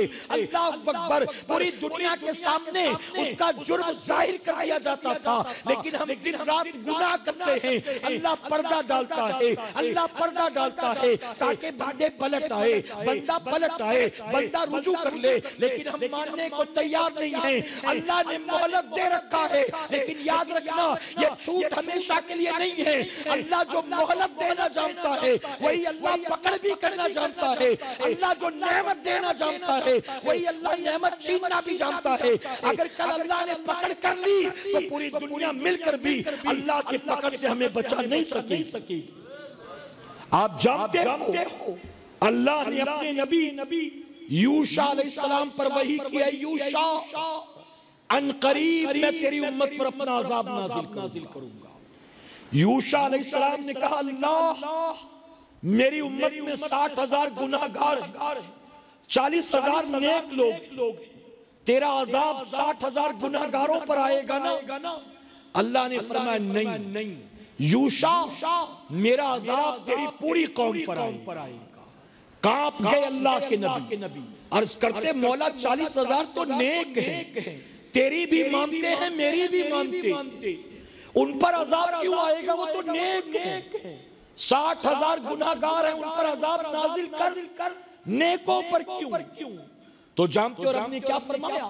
रब ने फरमाया वाकई यूशा वो नेक तो है, लेकिन वो 60,000 गुनाहगार, उनके जिन गुनाहों से मैं बेजार हूं, ये 40,000 उनके गुनाहों से बेजारी का इजहार नहीं करते। अगर चाहिए नेक हैं, लेकिन उन्हीं के साथ खाते पीते, उनके यहाँ रिश्तेदारियां करते, उनके साथ कारोबार करते, उनके साथ उठते बैठते हैं। ऐ यूशा, मैं जिन गुनाहों की वजह से उनसे बेजार हूँ, ये बेजारी का इजहार नहीं करते, उनसे दोस्ती यारी करते हैं, इसलिए जब अजाब उन पर आएगा तो मेरा अजाब इस 40,000 नेक पर भी आएगा। आज हमारा ये हाल है कि नहीं? बताओ। पता है कि शराबी है, लेकिन फिर भी उससे दोस्ती कर रखी। पता है कि जुआरी है, लेकिन फिर भी उसके साथ उठते बैठते। पता है कि सूद के धंधे करता है, लेकिन फिर भी उसके घर जाकर दावत खाते। पता है कि अल्लाह रसूल का बागी है, लेकिन फिर भी हम और आप उसके साथ हंसी खुशी से मिलते जुलते, कभी चाय पीते हैं, कभी चाय पिलाते। जब अल्लाह का अजाब आएगा तो बताओ क्या अल्लाह के अजाब से हमें कोई बचा सकेगा? मेरे प्यारे आका के प्यारे दीवानों, माह रमजान करीब, रहमत वाला, मगफिरत वाला, जहन्नम से आजादी वाला अशरा। हमें चाहिए माह रमजान की तैयारी अभी से शुरू कर दे के इंशाअल्लाह ये तय कर लें, इस साल माह रमजान का एक लम्हा भी जाया नहीं करेंगे। हर लम्हे अल्लाह रसूल को राजी करने में लग जाएंगे इंशाअल्लाह। कोई एक लम्हा तिलावत से, इबादत से, जिक्र से, इस्तग़फ़ार से, दुआ से खाली ना हो। अभी से प्रोग्रामिंग करना शुरू कर दो। तरावीह कहाँ पढ़ेंगे, नमाजें किस मस्जिद में पढ़ेंगे, हमें कितना कुरान खत्म करना है, हमें ज़कात निकाल कर कब गरीब गुरबा को देना है। अभी से तैयारी शुरू कर दो। अगर आपने अभी से कोशिश शुरू कर दी, अल्लाह माह रमजान में रहमत भी देगा, बरकत भी देगा, और जाने से पहले, इस महीने के जाने से पहले मग़फ़िरत का परवाना भी अता फरमाए। मेरे प्यारे आका के प्यारे दीवानों, मेरे आका सल्लल्लाहु अलैहि वसल्लम ने फरमाया, जो माह रमजान के आने की खुशी मनाता और जाने का गम करता है, उसकी खातिर जन्नत वाजिब हो जाती। मोहब्बत से कहें, अब आप थक चुके लगता है। अच्छा, आप में से बहुत से लोग तो बाद में आए हैं, बहुत से बेचारे शुरू से आकर बैठे हुए, तो वो तो रिस्पॉन्स कर रहे हैं। जो बाद में आए वो बिल्कुल खामोश। मैं खत्म कर दूं अगर आप कहें तो। मुझे कहा गया कि आप 1.5 घंटा बयान करेंगे, और मुझे अभी तक 1.5 घंटा तो हुआ नहीं। अभी शायद जाकर 1 घंटे पूरे हुए। तो अगर इजाजत हो तो कुछ और बातें बताऊंगा। अब चूंकि असल उन्वान की तरफ चल रहा हूं, मेरे आका ने फरमाया, जो माह रमजान के आने की खुशी मनाए और जाने का गम करे, उसकी खातिर क्या होता है? जन्नत वाजिब हो जाती है। हमारे यहाँ होता क्या है? आने की खुशी कम लोग मनाते हैं। अक्सरियत हमारी आने का गम मनाती है और जाने की खुशी मनाती। बताइए कि नहीं? रमजान शरीफ से हफ्ता 10 दिन पहले, 2-4 दिन पहले एक दूसरे से कहते 2 दिन और खा ले जितना खाना है, फिर कहाँ मिलने वाला है, और 2 दिन चाय पी ले जितनी पीनी है, फिर कहाँ मिलेगा। ऐसा लगता है बरकत वाला महीना नहीं आ रहा, कहत पड़ने वाला, माज़अल्लाह कहत पड़ने वाला। यूं ऐसे जुमले जबान से निकाल कर गोया वो बेजारी का इज़हार करते। और नबी ने फरमाया, जो इस्तक़बाल करे। आप जानते हो सहाबा इकराम माह रमजान की तैयारी माह रजब से शुरू कर देते थे। फरमाया गया, माह रजब का चांद देखते ना, कारोबार को समेट देते, फौरन हिसाब किताब करते। किसी का कुछ लेना होता, कर्ज दिया होता, वो दे सकता तो ले लेते, वरना माफ कर देते। किसी से कर्ज लिया होता, लौटा देते, देने के लायक ना होते तो माफ करवा लेते। गुलामों को आजाद करते, नफिल रोजे रखते, खूब तिलावत करते, खूब नफिल नमाजें पढ़ते। और फरमाया गया, माह रजब का चांद देखकर हिसाब किताब करते थे, और ज़कात का माल निकाल कर रमजान शरीफ से पहले ही गरीबों तक पहुंचा दिया करते। रमजान शरीफ से पहले ही गरीबों को दे देते थे। क्यों? इस नियत से कि ये भी सेहरी का सामान खरीद, ये भी इफ्तारी का इंतजाम कर ले। लेकिन हमारा और आपका हाल ये है, माह रजब का चांद देखकर ज़कात क्या निकाले, हम तो आखिरी अशरे तक दबाए बैठे होते। आखिरी अशरे तक। मैंने बहुत से अमीरों को देखा, मौलाना साहब के पास आते, आकर कहते हजरत मेरी बीवी के पास 22 तोला सोना है, कितनी ज़कात निकलेगी? अब मौलाना नोट करते हैं। उसके बाद फिर कहता है बेटी के नाम पर भी मैंने 10 तोला बना रखा है, उसकी शादी में देना। उसका कितना हुआ?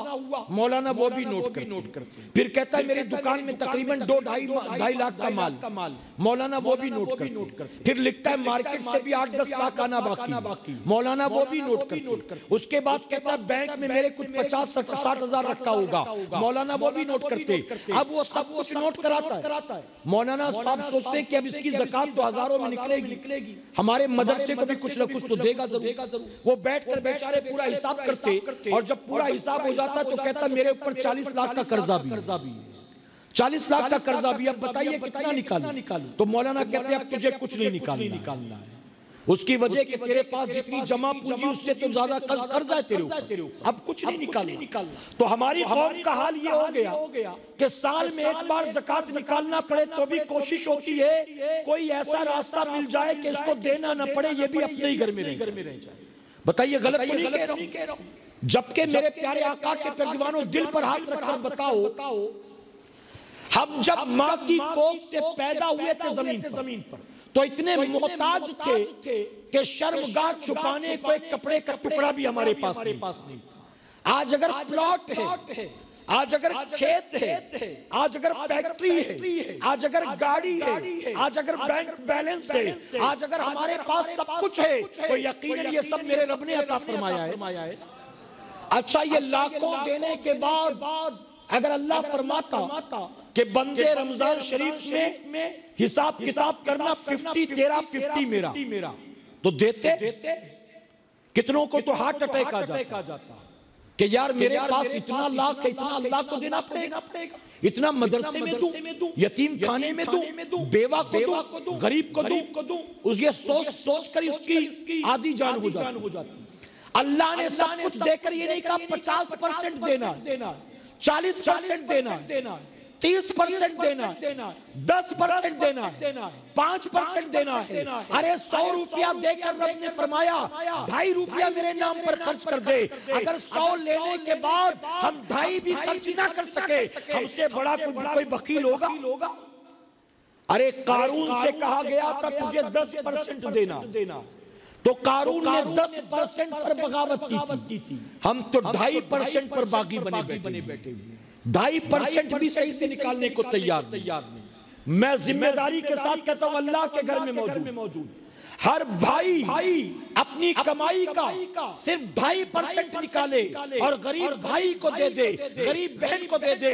अगर हर कोई अपने ही खानदान के गरीब गुरबा को ज़कात की रकम देना शुरू कर दे तो चंद सालों के बाद हमारी सोसाइटी में गरीब गुरबा का खात्मा हो जाए। लेने वाला कोई नहीं होगा, सब देने वाले बन जाएंगे, लेकिन सही से ज़कात निकलती नहीं। बताइए गलत तो नहीं कह रहा हूं मैं? सही से ज़कात निकलती नहीं। और वो भी मेरे नबी ने फरमाया ज़कात देकर अपने माल को मजबूत किलो में कैद कर दो। यानी तूने देने के बाद माल का नुकसान नहीं किया, बल्कि अपने माल को सेव कर लिया है मजबूत किले में। और अल्लाह का वादा, तुम अल्लाह की राह में जो दोगे अल्लाह तुम्हें 10 गुना ज्यादा अता फरमाएगा। आप जानते हैं मर्तबा हज़रत राबिया बसरिया दिन भर का रोजा था, खादिमा ने एक रोटी इफ्तार के लिए रखा था। अभी इफ्तार के लिए बैठी, वक्त हुआ नहीं था, दरवाजे पर किसी ने दस्तक दी। आपने खादिमा से कहा जाकर देख कौन। खादिमा ने देखा कोई साइल कह रहा था 3 दिन का भूखा, अगर घर में कुछ खाने हो तो मुझे दे दो। खादिमा ने जाकर बताया, राबिया बसरिया ने कहा वो जो एक रोटी रखी है इफ्तार के लिए ले जाओ उस गरीब को दे। खादिमा ने कहा आप क्या खाएंगी? आप फरमाती मैं तो आज सुबह से भूखी हूं, ये तो 3 दिन का भूखा, इस रोटी पर मुझसे ज्यादा इसका हक। मैं पानी से इफ्तार कर लूंगी तो रोटी खिला दे। ले जाकर उस गरीब को रोटी दे दी। आप मगरिब की नमाज पढ़कर मुसल्ले पर बैठी, दरवाजे पर दस्तक। खादिमा ने जाकर दरवाजा खोला, कोई आने वाला आया था। उसने कहा मेरे मालिक ने हजरत राबिया के लिए 3 रोटियां भेजी। ये 3 रोटियां कबूल कर लो। हजरत राबिया ने कहा उससे कहो जाकर अपने मालिक से पूछे ये रोटियां राबिया के लिए नहीं किसी और के लिए होगी। जाए वापस कर दे अपने मालिक को। वो आदमी चला गया। कुछ देर के बाद फिर दरवाजे पर दस्तक हुई। आने वाला 5 रोटियां लेकर आया था। हजरत राबिया से कहा कि मेरे मालिक ने आपके लिए भेजा है। आपने फरमाया मेरे लिए नहीं होगी, किसी और के लिए होगी। जाकर अपने मालिक से पूछ। वो वापस चला गया। अभी कुछ वक्त गुजरा था, फिर से दरवाजे पर दस्तक हुई। अब आने वाला 10 रोटियां लेकर आया था। खादिमा ने कहा 10 रोटियां लेकर कोई आया है। हज़रत राबिया ने कहा 10 रोटियां उससे ले लो, उससे कबूल कर लो। खादिमा हैरान थी।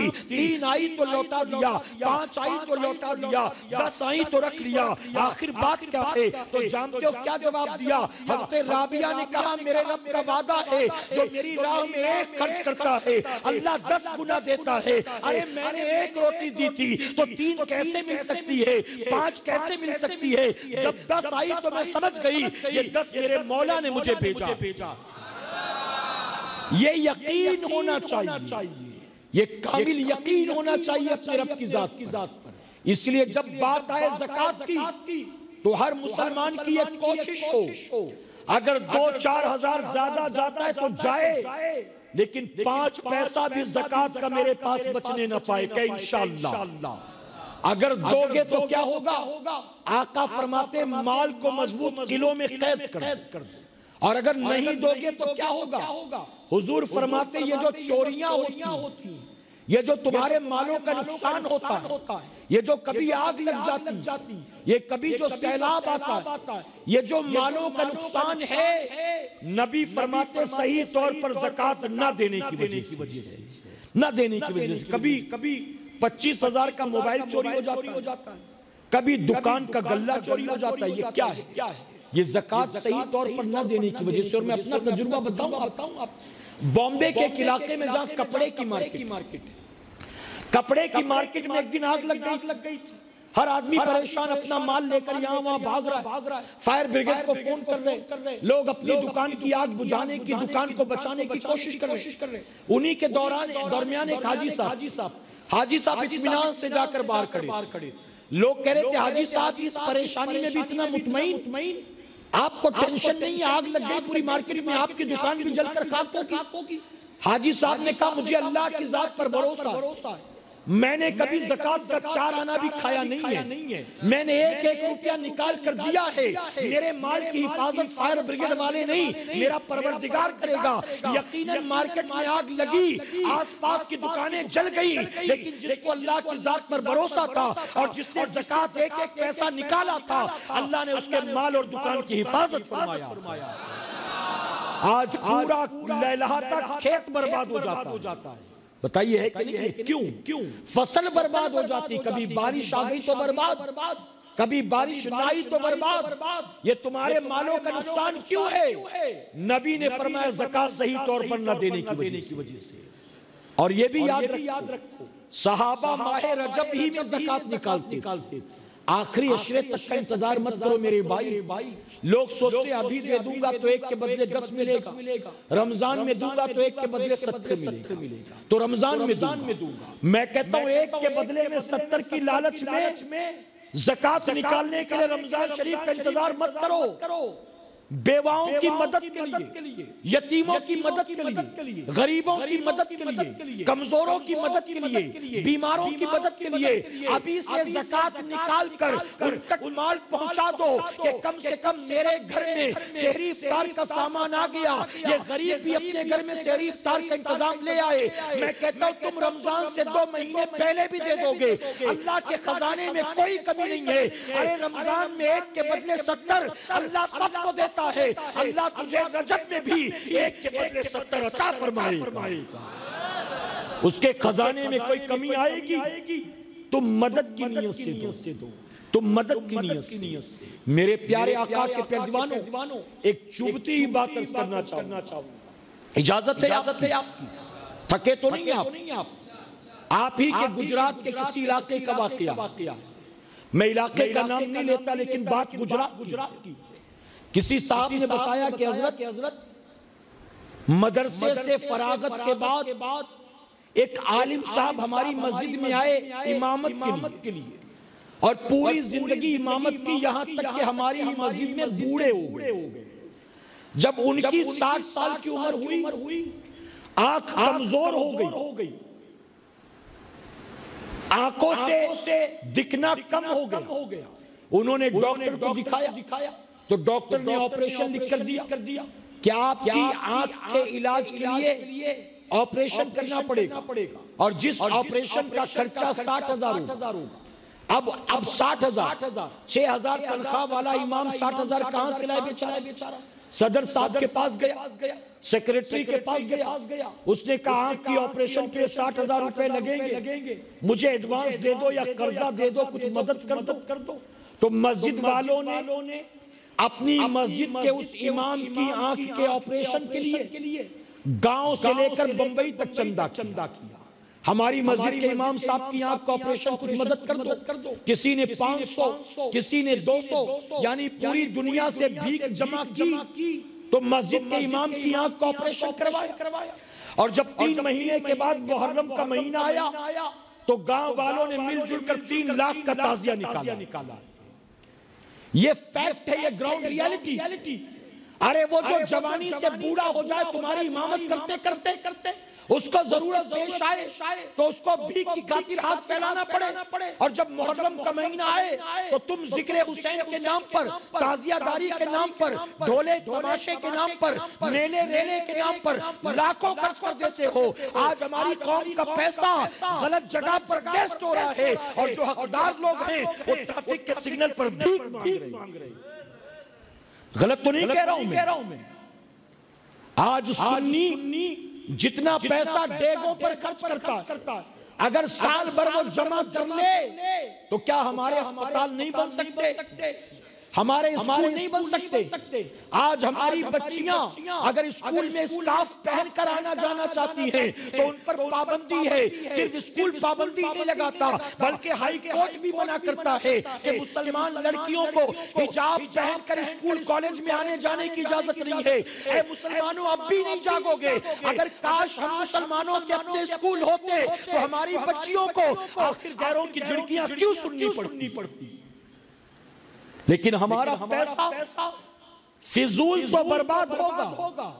आपके गुजरात में सिर्फ शादियों में लाखों खर्च नहीं होते, अब तो इतना आगे निकल गए कि मंगनी भी लाखों में हुआ करती। मंगनी पर लाखों खर्च करते हैं। बताइए है कि नहीं? मेरे प्यारे आका के पैरवानों, किसी कमेटी ने चंदा जमा किया 11वीं के जलसे के लिए। चंदा ज्यादा जमा हो गया तो क्या करेंगे कि 30,000 खर्चा जलसे का, बाकी बच गए 25,000। क्या करें? चलो लंगर कर लेते, चलो डेग बना लेते। मैं कहता हूं सुन्नियों, अपनी कमाई के हलाल माल को सही जगह पर खर्च करो। अपनी पूरी कौम को उठाने की कोशिश करो। अपनी कौम के बच्चों को एजुकेट करो। अपनी कौम में इंजीनियर पैदा करो। अपनी कौम में सिर्फ मजदूर और भंगी पैदा ना करो। अपनी कौम में डॉक्टर पैदा करो। अपनी कौम में लॉयर पैदा करो। अपनी कौम में एजुकेटेड लोग पैदा करो। आज आपको पता नहीं है गैरों की साजिशों का नतीजा क्या है? उन्होंने वक्ती तौर पर जिंदगी नहीं गुजारा, सालों पहले के मंसूबे किए, नतीजा क्या हुआ? आज मुल्क की हर बड़ी पोस्ट पर तुम्हारा दुश्मन बैठा हुआ, हर बड़े ओहदे पर तुम्हारा दुश्मन बैठा हुआ। गलत तो नहीं कह रहा हूं? कहीं भी चले जाओ, आपके इलाके का सरकारी अस्पताल जाकर देखो, वहां कौन सा बड़ा सर्जन मुसलमान है, कौन सा बड़ा ऑफिसर मुसलमान है, कौन सा बड़ा डॉक्टर मुसलमान है, कौन है? क्या दे रहे हैं हम? इस माह रमजान में हमें अपने आप को पूरी तरह से तौबा करके शरीयत के रास्ते पर चलने वाला बनाना है। इंशाअल्लाह मस्जिदों में ताले बंद थे तो तुम्हें तकलीफ थी, अब ताले खुल गए हैं तो फज्र पढ़ने क्यों नहीं आते? अब ताले खुल गए तो ज़ोहर पढ़ने क्यों नहीं आते? अब लॉकडाउन खत्म हो गया तो असर मगरिब इशा पढ़ने क्यों नहीं आते? अरे एक महीना रमजान शरीफ में 1 महीना तरावी पढ़ना, लेकिन मेरी कौम के जवानों से रात भर पबजी तो खेलेंगे, लेकिन आप देखोगे 20 रकात तरावी इनसे नहीं पढ़ी जाती। बताइए गलत तो नहीं कह रहा? वही मस्जिद का इमाम, वही हाफिज़ कुरान, वही गांव के चंद बूढ़े, अलावा उसके जवानों को देखो, जब मस्जिद में तरावी हो रही है वो बाहर बैठकर हमारा गर्दी कर रहे होते हैं। और माँ बाप की आंखों पर पर्दे पड़े हैं। माँ बाप, अरे जीते जी जब तुम सुधार नहीं सकोगे औलाद को, क्या तुम्हारे मरने के बाद तुम्हारी औलाद सुधर जाएगी? तुम्हारे मरने के बाद तुम्हारी औलाद नेक बन जाएगी? मेरे प्यारे आका के प्यारे दीवानों, रमजान शरीफ में ये मुसलमान सिर्फ गफलत नहीं बरतता, सिर्फ तरावी, नमाज, रोजा ही नहीं छोड़ता, बल्कि मैं अल्लाह के घर में मौजूद हूँ। मैंने अपनी आंखों से रमजान शरीफ के महीने में एक 32 साल के जवान को शराब के नशे में दूध देखा, और वो भी रोजाना फजर के वक्त शराब पीकर मेरे दर्स में आकर खड़ा होता।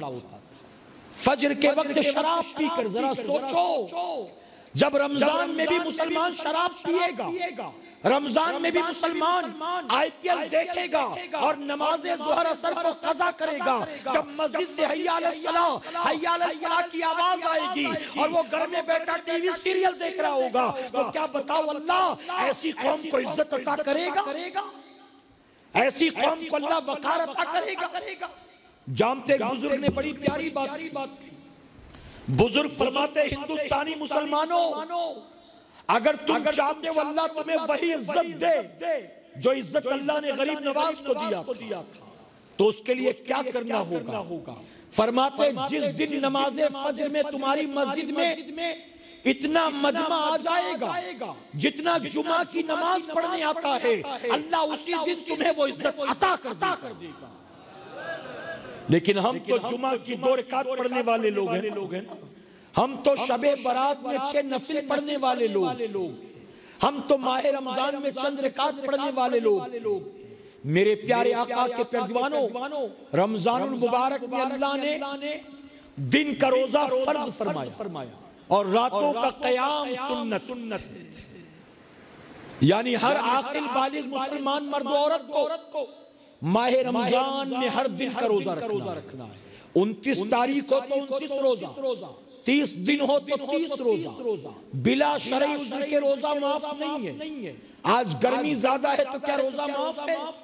आज शहरी में आंख नहीं खुली तो क्या रोजा माफ है? कल मेरा पेट गड़बड़ हो गया तो क्या रोजा माफ है?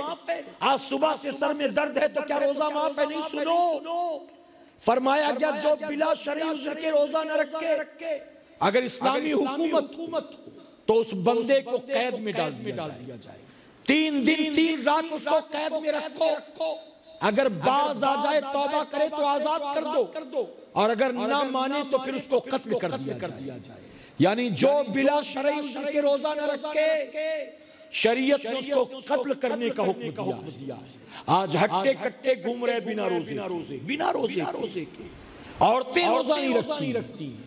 औरतों को शॉपिंग करना हो, ईद की तैयारी, तो रोजा नहीं रखती। मैंने बॉम्बे में देखा, मोहम्मद अली रोड पर बाकायदा टीम बनाकर निकलती, 4-4, 5-5, 6-6 औरतें। और चूंकि शॉपिंग करने जाना है तो उस दिन पहले से तय होता है कि कल रोजा नहीं रखेंगे, क्योंकि रोजा रखेंगे तो इफ्तारी कहाँ करेंगे, रोजा रखेंगे तो इतनी धूप में भटकेंगे कैसे, रोजा रखेंगे तो दुकानदारी कैसे करेंगे। मैं कहता हूँ कयामत में सुन्नियों ईद के जोड़ों का हिसाब होगा कि रमजान के रोजों का हिसाब होगा। औरतों से दुपट्टे का हिसाब लिया जाएगा। नया जोड़ा क्यों नहीं सिलाया था? तेरी चूड़ियां मैचिंग क्यों नहीं थी? तेरा दुपट्टा मैचिंग क्यों नहीं था?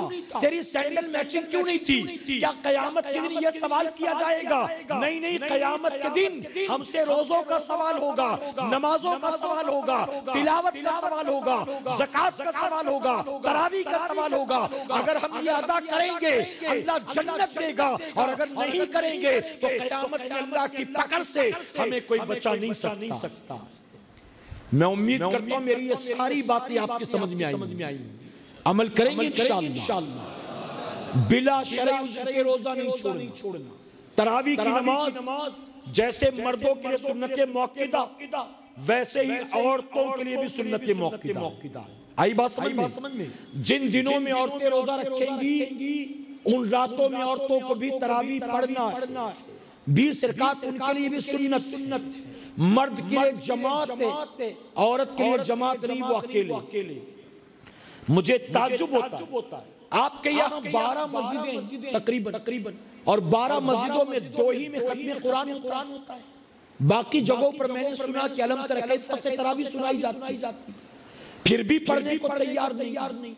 अरे सुन्नियों, कम से कम ये सोचकर मस्जिद में आ जाओ तरावी पढ़ने कि इस बहाने साल में एक बार पूरा कुरान तो सुनने का मौका मिल जाए, कि रमजान में पूरा कुरान सुनना मेरे नबी की सुन्नत मुबारक। हम हाफिज नहीं है कि खुद पढ़ लें, कम से कम मस्जिद वालों ने जिसको बुलाया है उसके पीछे खड़े होकर तो साल में एक बार पूरा कुरान सुन ले। तो तरावी की नमाज की पाबंदी करें कि इंशाअल्लाह।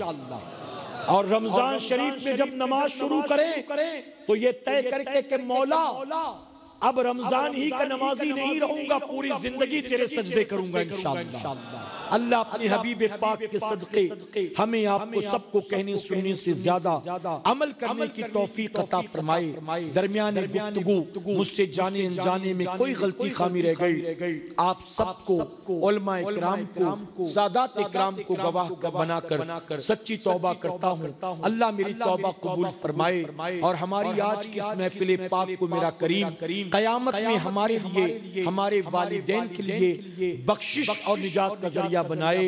वमा अलैना इल्लल बलाग।